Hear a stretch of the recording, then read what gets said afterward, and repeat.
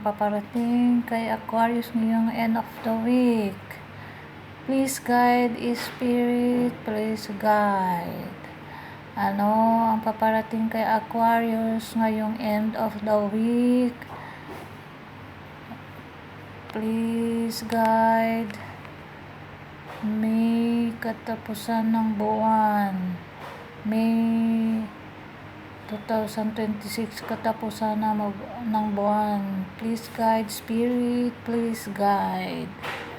Ano ang paparating kay Aquarius ngayong end of the week ng May? Please guide, Spirit, please guide.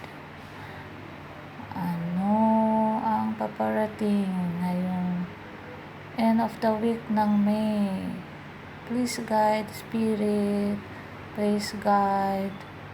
Please guide, Spirit. Ano ang paparating kay Aquarius ngayong end of the week? Please guide, Spirit. Please guide. Ayan.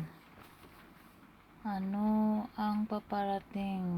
Anong meron ngayong end of the month ang mga Aquarius? So, kumusta kayo dyan mga Aquarius? I hope okay lang kayo. Ayan, ang hirap-hirap. Ayan. Please guide, Spirit, please guide. Ano ang meron kay Aquarius ngayong last week of the month ng May? Okay. Ayan, balasahin natin mabuti. Spirit, please guide. Anong meron kay Aquarius ngayong end of the month and last week of the month of May 2026? Ayan. Kumusta kayo dyan? I hope okay lang. Ayun, may nahulog na. Okay. 9 of Swords. Mga Aquarius. Oh my God. Bakit yan ang feeling overwhelmed ba kayo ngayon?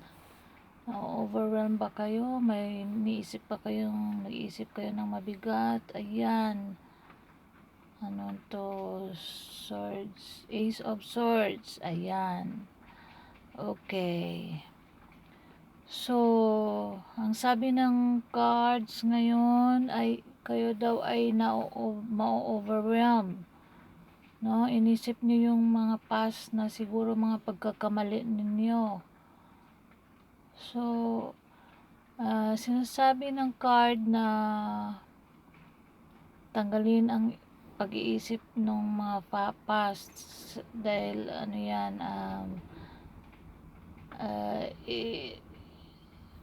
pahintulutan yung tignan yung sarili nyo na makita yung big picture kung bakit nangyari yung mga pagkakamali na yun o mga ano hindi magandang pangyayari. So yun, baka may mga kasi meron kayong Ace of Swords. Ibig sabihin yan, may beginning of new journey kayo dyan. So malamang na may mga new project kayo. May kakayahan kayong gumawa ng bagong project. May power kayo para gawin yon mga Aquarius, no? So, yung kung ano mang nangyari nung nakaraan, wag nyo nang isipin nyo, no? Kasi magkakaroon lang kayo ng burden, mga Aquarius. So, time to start na bagong idea. So, gamitin nyo yung kakayahan nyo. Kasi, sinasabi ng card na may kakayahan kayong gumawa ng bagong idea. May mga bago kayong idea. So, wag na kayong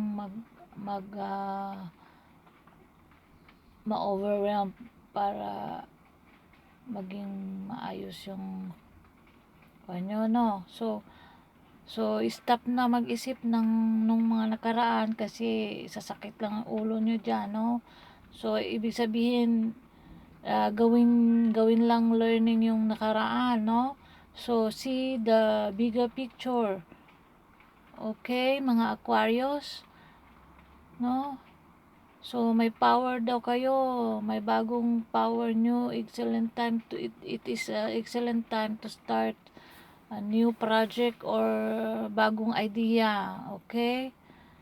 So, wag na kayong ma-overwhelm. Maraming salamat, Aquarius!